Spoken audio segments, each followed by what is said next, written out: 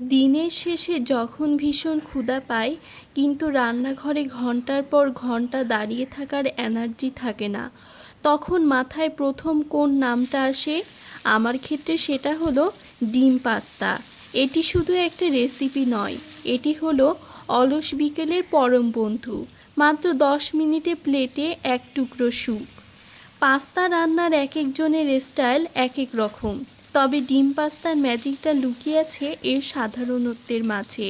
সামান্য রসুন কুচি আর কাঁচামরিচের সুগন্ধ ছড়ানো তেলে যখন ডিমটা ঝুরি করে ভেজে নেওয়া হয় তখনই জিভে পানি চলে আসে। এরপর সেদ্ধ পাস্তাগুলো দিয়ে একটু সয়া সস আর টমেটো কেচাপের মেলবন্ধন, ব্যাস, সাধারণ ডিম পাস্তা হয়ে ওঠে এক রাজকীয় খাবার। প্রতিটি কামড়ে ডিমের সফটনেস আর পাস্তার চিবানোর আনন্দ এক কথায় অসাধারণ। বাইরের দামি রেস্তোরাঁ নয়, নিজের হাতে বানানো এই ডিম পাস্তার স্বাদই আলাদা। ঝটপট তৈরি, সাশ্রয়ী এবং পেট ও মন দুটোই ভরিয়ে দেয়। আপনার অলস সময়ের প্রিয় খাবার কোনটি? কমেন্ট করে অবশ্যই জানাবেন কিন্তু। আজ তবে আসি, দেখা হবে পরের ব্লগে।